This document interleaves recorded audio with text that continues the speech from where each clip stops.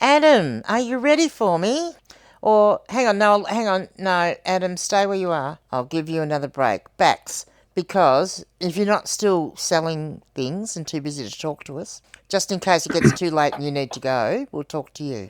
Yeah, thanks for that. I do have to go in a minute. Probably my thing is specifically clothes. Like I don't have the perfect setup for taking photos, even though the photos turn out reasonably well. I take them on a large lounge, and because they are a bit lower, my back does start to ache after just taking the photos of just a few items. So today I did 3 pairs of jeans, and that was enough. I did other things just because it's the thing is that I don't get enough clothes to make it a problem to the point where I really want to review the photo situation.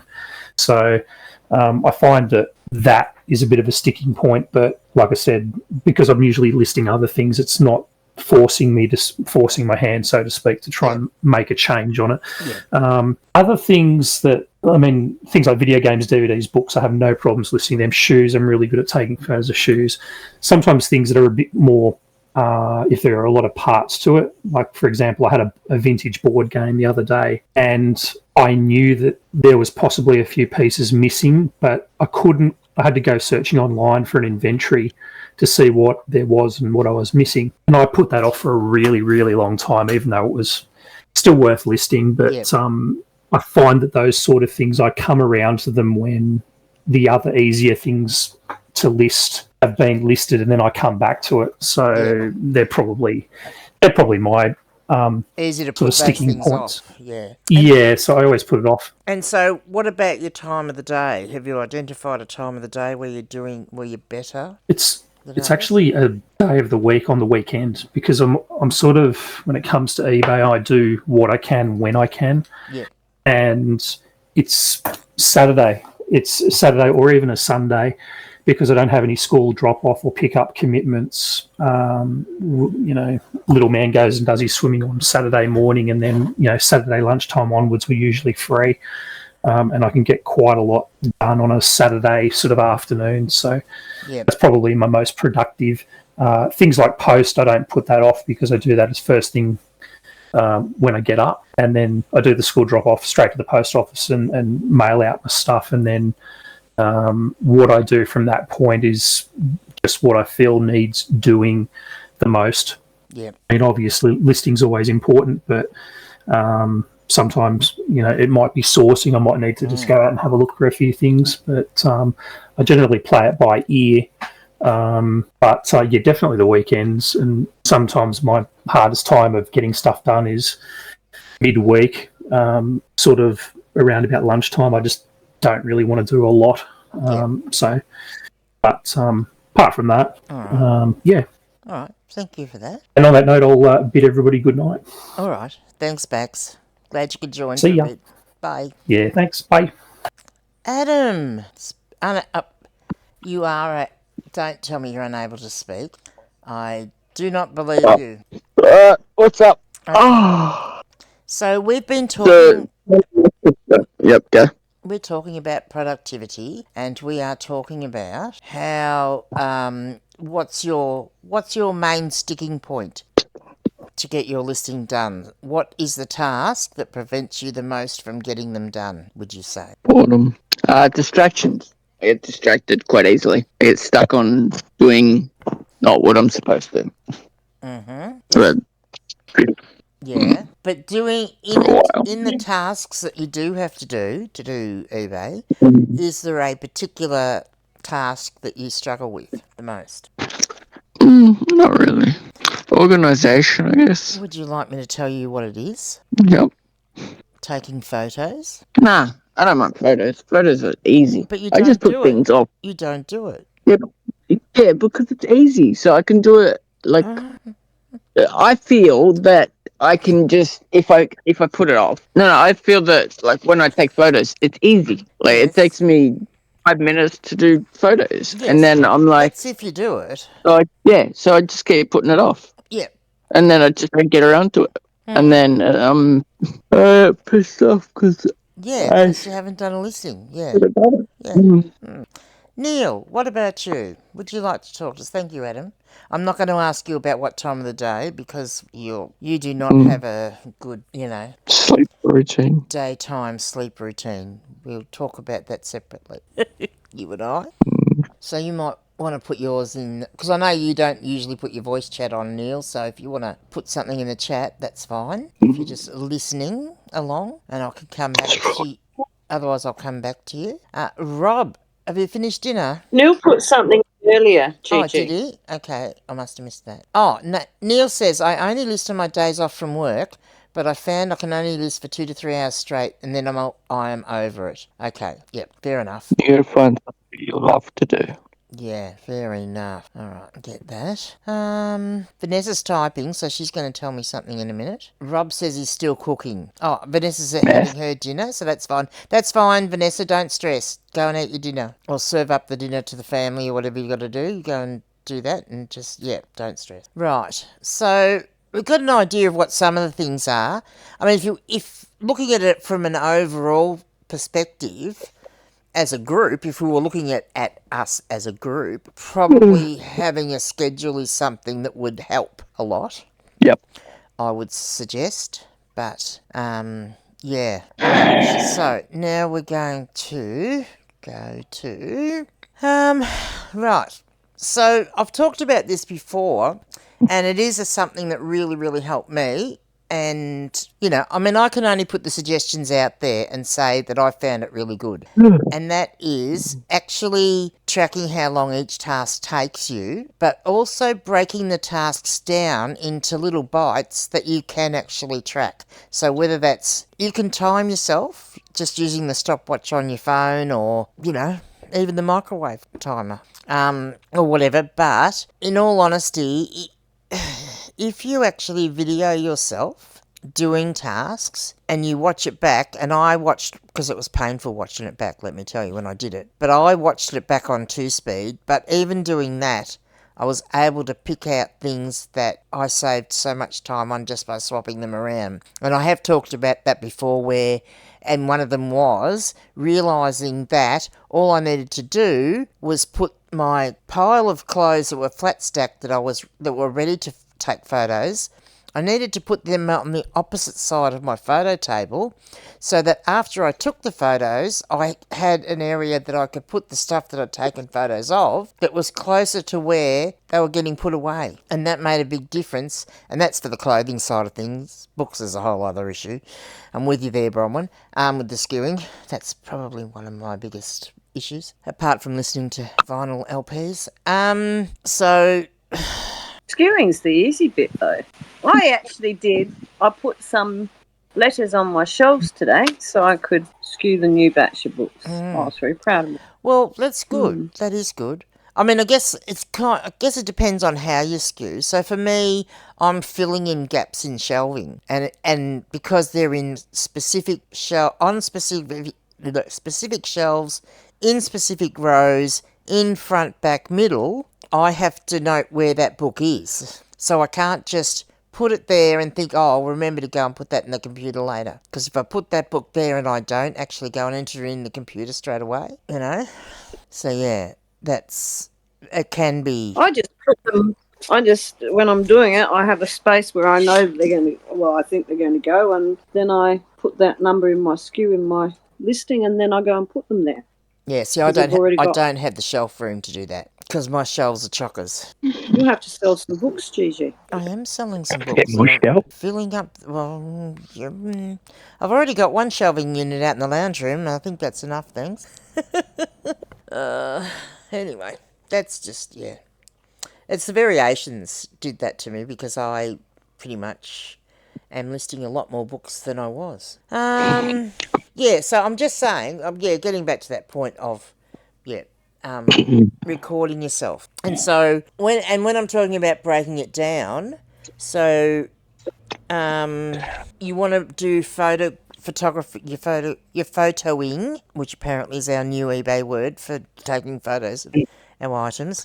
When you're photoing your items, do that separately to entering them in on the computer, because they're two separate tasks and you want to know separately what they are. So the more you can break down each category of thing that you do, the better. I guess another thing would be, even when you're packing and posting, you can break that down into certain sections as well. So, yeah, I mean, that's my first thing that I'm going to say is a huge help, and that is to do time tracking, was what they called it in, daily refinement land. The second thing, and Lee alluded to this a bit too, which is the batching of items. Because batching items, taking photos of clothes, as we know, is very different to taking photos of a book. Takes up a lot more room. Maybe you have to hang it.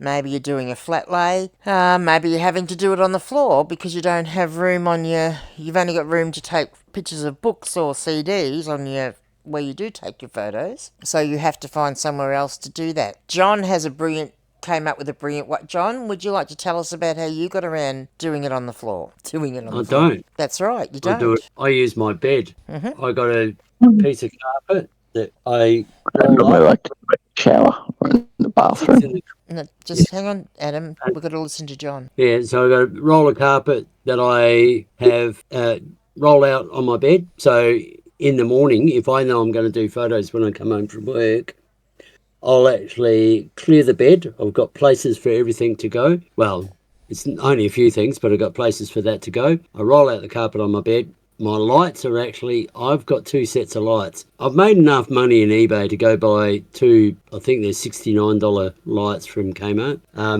So I've got those. I do have to use a little step ladder to take my front and back photos of the whole of a pair of jeans. To do a full length, yeah. And he doesn't leave them out when he has a landlord inspection. What?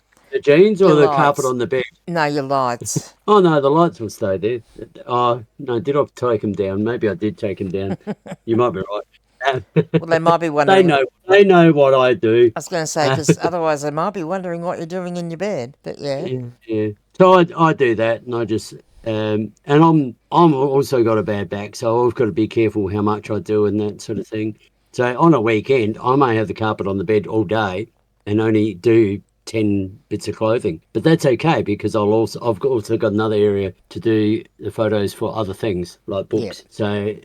So I don't have to worry about it. Before I had lights only in one area, and I'd have to move them to the other area. And for me, that was part of my productive thing, was to actually end up with a second set of lights. Yep. And it's made a big difference in that way. I'm not fussed about, all of a sudden I've got all these particular things. I know I've got to move the lights. Well, I don't need to do that now. So that made a big difference. Yeah. And if Still doesn't mean I go and take photos all day. Yeah, and if you've got lights that are on a stand, or even the softbox lights, they all fold up. Yeah, great. But if you've got to shift them, unplug them, and shift them when you've got them in the right spot, and shift them from room to room, it's a pain in the butt. And yeah, having those extra lights can help. And I do want to say, and I'm presuming, because you've got the same sort of carpet I've got, haven't you, John? I didn't buy mine from a large... No, but it's just a lightweight indoor... Mine's just a grey carpet I got from the carpet place. Yeah. So it just...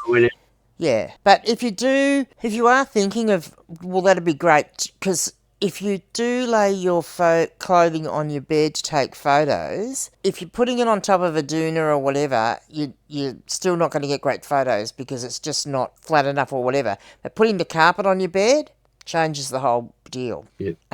So it's a really good tip to do that. And I am in the top 100 men's jeans sellers. And I have been there for a while, so it's working. Yes. Indeed it is. Now, one of the things, so batching is good if you can do it.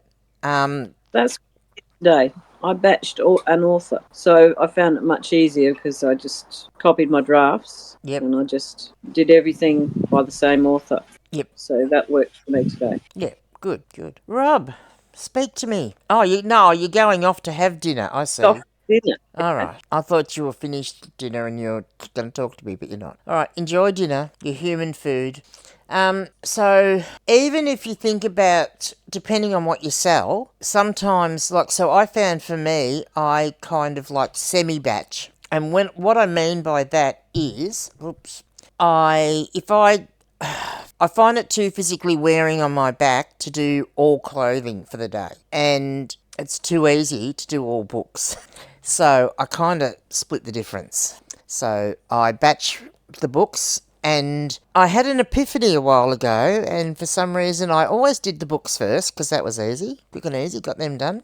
And then I got to the clothing, and I'd be doing the clothing, and I'd be thinking, I've had enough of this. And I probably didn't take as many photos of as many clothing photos as I should have. Now I do it I don't know why, because I was getting, it seems silly to me now why I did it that way, but now I do the clothing first because I'll get more of that clothing done, because then even if I am feeling a bit back weary, or whatnot, I can be perched on my stool and just sit and take the photos of the books. But I do always make sure the books are in there on the photography table, because if I do overdo taking photos of clothes, that was a hold up for me, because I would do too many, and then I would have to get a pile of 20 books from the lounge room into the photo room, or even from the office into the photo room, and my back would I couldn't do it. Because I either would have had to have divided the books to make them light enough for me to be able to lift them at that stage of the day. I would have had to do 4 back and forwards, and I was in a lot of pain by then, and that I didn't want to do that either. Or I picked the whole lot up, and I just couldn't physically do it. So first thing is to take the books in there, put them on the photo station, or not on, next to, and then start taking the photos of the clothing, So my effort to fix one of my problems, which is listening to vinyl records, began yesterday when I had a friend here.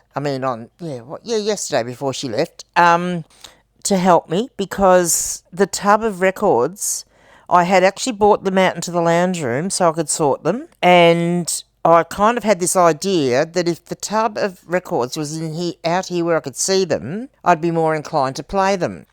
But the tub of records was on the floor, and didn't want to bend down and go through them and pick out which one I wanted to do. So I fixed that. I have got them on a card table, so the tub's up, and it's very annoying because I won't say it's in the middle of my lounge room, but it's close to being in the middle of my lounge room, and I want to get rid of it. So now the incentive is to get those records listened to and listed. So that was, and they're all in alphabetical order now, which is good. So yeah, that was my little way around that. So streamlining inventory. Oh, hi, Gigi. Yeah. Sorry. Mm. I'm just going to butt in because I'm also going to say goodnight in a minute because I'm getting hungry. But with your records, do you, I guess, I don't like selling records, or I don't sell records on eBay, big, big, I was going to say big ones, the 33, the big ones, Yes. whatever size they are, because grading them, irrespective of all the disclaimers, is really difficult. But when I do sell records, just off marketplace or at fairs, the first thing I do is I shove them on to see whether there's any warps or anything in them, and I just put it on the first track to sort of get a sense of how silent it is, I guess, at the beginning, and then I just pop it on anywhere that I'm worried about. Unless I love the vinyl, unless I want to listen to it, and I shove it on while I'm working. But the problem is, if I'm working and I get engrossed or something, I don't even hear things anyway. So if I put a whole vinyl on, and unless it really started skipping or whatever it's called, Yep. on a scratch, I wouldn't even hear it. So I don't listen back to back. I just do quick checks. Yeah, I guess so. I kind of worked around that a little bit when I set things up for that, because the best time for me to actually listen to it is when I'm taking my photos, because I'm close enough to it to actually listen to it, and because taking photos is not going to if I'm on the computer, that record can go on by and I haven't taken any notice of it, and I have to play it again because I've got no idea whether it was jumping or skipping. It wasn't getting stuck because I would have noticed that. So yeah, I have to. Yeah, that's what when I do it, and it's easy because if I put it on and it's just going to play. So I just listen to a fair bit of it because I'm not going to come in and out to shift it to different spots. So that's kind of where I'm going with it. Yeah, because I guess I do that. The only thing I do batch is cassettes. So, like, if I'm going to listen to cassettes and I don't listen to the full one, obviously you don't necessarily need to with a but I will sit down, just sit in the lounge room with the tape deck. I'll put it in, I'll rewind it, I'll listen to it for whatever, and then put the next one in, and I'll just do that to 10 or 20 at a time, and then I'll go and take photos of them. But again, I don't, like, I just, and if I'm worried about a CD, I do the CD players right here. But that I suppose that's a real problem, isn't it, when you sell media? Yes. Because unless you're, say, someone like Rob or somebody that's, big, that's got a disc cleaning machine, like even now I'm listing a couple of games while I'm talking to you, they're so fine, the lines on them, that I'm going to assume they're not going to cause a problem. But with CD, like, I mean, I've handled enough CDs to know, like, if it's going to glitch or not, and if it is, I just bin it. But even with DVDs, like, sometimes I've got a set of DVDs and 6, there's 7 there, and 6 of them are like clean, and one of them's got a mark on it. You're like, well, shit, now I have to put that in the DVD player. So sometimes it's the stock that you sell that gets frustrating and takes time, and you end up with this like death pile of videos that you've got to test, or death pile of VHS, any media. You feel like unless you've got a cleaner, and then they're too expensive for an individual like me for it to be worthwhile. Like, oh yeah, no, I quite agree. And that was why I got to a point when I was selling DVDs, I was only selling new sealed ones because of that reason. Yeah, I mean, I've got a disclaimer now because I'm in it at the moment, and I mean, this wouldn't cover me, but it does say, and I copied this from when I saw you doing it with books. I just said, in the condition where it says condition, I've got the little disclaimer saying, this item is pre-owned, open, and in second-hand condition. Discs are visually inspected, no resurfacing, no buffing is undertaken. The discs are sold as is. It is possible there may be a skip here and there. Any faults are noted in the listing and blah, blah, blah. And then down the bottom I wrote the same thing again and said, discs are visually inspected. I use we. We only sell items of VG and above, which means there may be a minor or light mark on the surface. Discs are sold as is. It may be possible there's a skip here and there on a second-hand disc, even if the surface is completely free of marks. Yeah. Because that's the reality of a disc. Yes. Like, I was watching a movie the other night, and it just jammed in the middle of my own movie, and it just jammed in the middle, and I got the disc out, and there's like nothing on it. There is no marks on the disc. Yep, I'm hearing you. And look, I have to say with the vinyl, I kind of get around it in the sense that what I say to them is I've listened to it at least once. I've listened to both sides at least once. There are no noticeable skips, jumps, stops, unless I've noted them.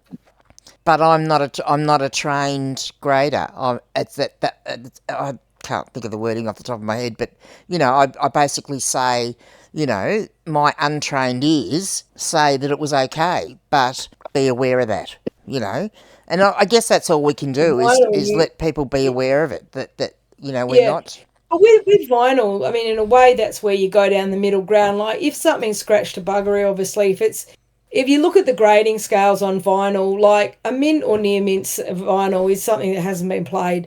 As soon as it's been played multiple times, and you can see on the, the ring where people put it on and off, that, because people don't put it on and off, they can scratch, that bit there, you can see it's been played. You know what I mean? Like when you miss the Except I don't think there's too many vinyl sellers on eBay that actually realise that's the case. Yeah, but I mean, so unless it's sealed, for me, there's no near mint, whatever.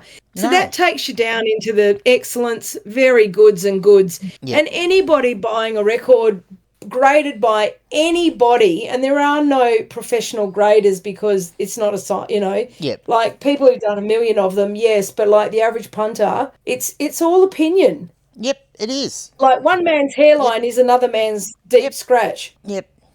So... Yeah.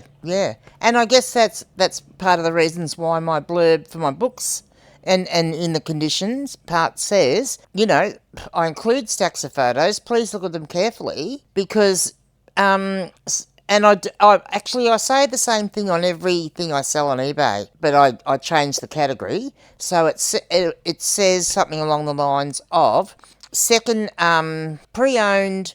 The condition of pre-owned jeans, say, or pre-owned vinyl, is subjective to each individual person. So please assess this and be happy with it before you purchase it. I mean, you know, they've always got the option to try and return it, but yeah, that's all you can do because it is subjective. Because what So you might consider, Neil is Neil the like professional like vinyl seller? Is he the big vinyl seller?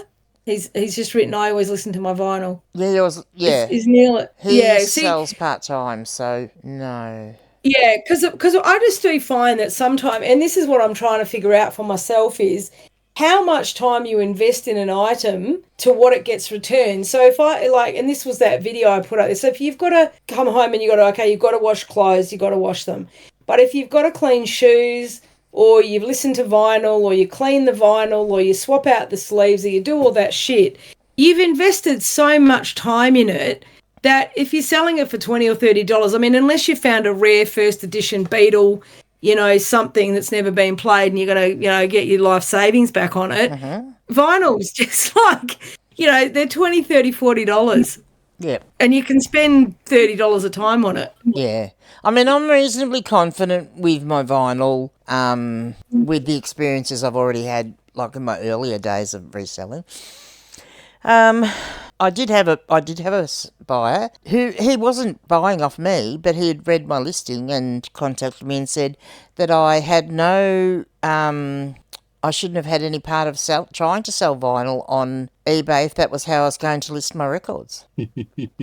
Yeah, I had a couple in the early days of Wankers writing back and talking about, oh God, I've gone blank. This is the time of night now when my brain doesn't work. What's it called? The codes, the SID codes and the code, if you don't know this, if you don't know that, you shouldn't be selling. And this one wasn't done that. It was this one. It was like, oh yeah, good eye. Yeah.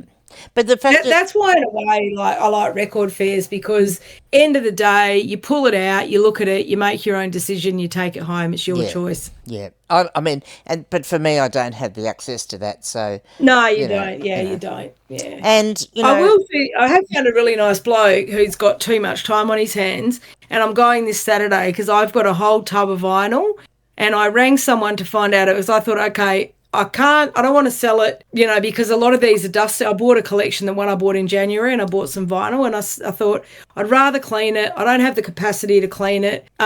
So I rang a couple of guys and said, how much does it cost? Oh, if we're doing it in bulk, $10 a record. I'm like, well, okay, can't do that. Yeah. So I went back and found something on our local Facebook page, and Perth record enthusiast, and I saw this guy who was talking about selling bits and pieces. I messaged him and said, I'm just wondering, you said you've got a cleaner. How much do you charge? And he said, oh, no, just at home. And I said, I've got about 20 really good records I want to clean up to sell them. And he said, oh, come over, I'll listen to them and I'll just charge you $1 each. I thought, yep, knock yourself out, mate. Yeah. I'm going to drop them over to him. He can listen to his heart's content. That's good. Clean them, and I'll come and get them, and I'll be very confident to sell them. Yeah, no, that's good. That's good. So that's, but yeah, vinyl's a rabbit hole, isn't it? Yeah. If I was making my living out of vinyl, I'd rather stand at the corner with at the traffic lights with a note saying I'm homeless. But then, see, I guess because I got given such a big lot that I'm probably only a third through. When I've put them all together, I'm probably only a third through it, and there's too many good ones in there not to sell them because I've already made a lot of money off them. There you go. But I haven't had any issues since I've sort of, worked out what I thought was the best way to do it. So yeah, that's all we can do. Oh, hello, the fact of the matter is, you. yeah, no worries. But I mean, because realistically, eBay and we are selling pre-owned items, and so we are just people selling pre-owned items. We're not going to be selling as professional record sellers. So the buyers have to suck that up. And the reality is, though, is that I've bought vinyl from so-called professional record sellers, like record fairs, of guys that think they know everything about everything. and I've looked at the disc, or I haven't looked at it because sometimes I trust people and I think, oh yeah, this guy I know he sells records. And I've gotten home and there's marks and things. So what, again, that's what I'm saying. Like what one person thinks is a hairline, another person thinks is a deep scratch. So people, even at record fairs, tend to mark their stock up at a higher level than it actually is. And I've got a Janis Joplin record that you cannot see a mark on it. And I've had it ultrasonically cleaned and it absolutely still sounds shit. Forever's going to sound shit. It's got to do with the way it was pressed. Well, yeah, exactly. And some of them have got a lot more static than others. And, you know, I mean, I'll always tell someone if I think it's more... I mean, because people get a bit used to listening to digital music and they sort of wonder what the hell this static noise is. But, yeah. It's old-fashioned rock and roll. It is. Rock on. Hey, nice to see everyone again. I'm going to go and have something to eat, and I'll hopefully find you all in the reselling room at another time. And just keep an eye out because there will be...